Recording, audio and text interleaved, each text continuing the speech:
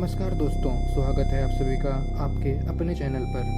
दोस्तों, नारद जी ने पूछा, हे ब्रह्मा जी, उत्तम व्रत का पालन करने वाले प्रजापति दक्ष ने तपस्या करके देवी से कौन सा वरदान प्राप्त किया और वे किस प्रकार दक्ष की कन्या के रूप में जन्मी। ब्रह्मा जी बोले, हे नारद, प्रजापति दक्ष क्षीर सागर के तट पर चले गए। वे उसी तट पर बैठकर देवी उमा को अपनी पुत्री के रूप में प्राप्त करने के लिए उन्हें हृदय से स्मरण करते हुए तपस्या करने लगे। मन को एकाग्र कर प्रजापति दक्ष दृढ़ता से कठोर व्रत का पालन करने लगे। उन्होंने कई वर्षों तक घोर तपस्या की। वे केवल जल और हवा ही ग्रहण करते थे। तत्पश्चात देवी जगदम्बा ने उन्हें प्रत्यक्ष दर्शन दिए। कालिका देवी अपने सिंह पर विराजमान थी।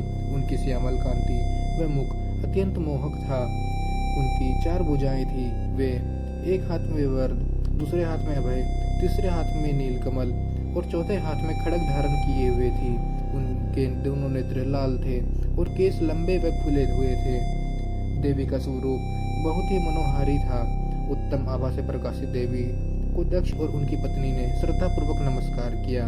उन्होंने देवी की श्रद्धा भाव से स्तुति की।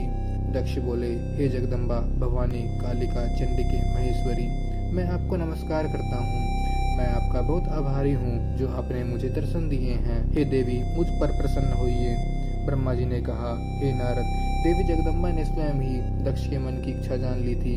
वे बोली, दक्ष, मैं तुम्हारी तपस्या से बहुत प्रसन्न हूँ। तुम अपने मन में की इच्छा मुझे बताओ, मैं तुम्हारे सभी दुखों को अवश्य दूर करूंगी। तुम अपनी इच्छा अनुसार वरदान मांग सकते हो।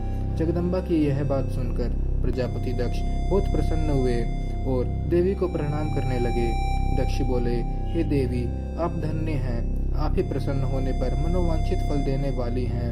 हे देवी, यदि आप मुझे वर देना चाहती हैं तो मेरी बात ध्यान पूर्वक सुने और मेरी इच्छा पूर्ण करें। हे जगदम्बा, आप मेरी पुत्री के रूप में धरती पर जन्म लें। तब देवी बोली, हे प्रजापति दक्ष, तुम्हारी पूजा अर्चना से मैं प्रसन्न हूँ। तुम्हारे वर के अनुसार मैं तुम्हारी पुत्री के रूप में जन्म लूंगी।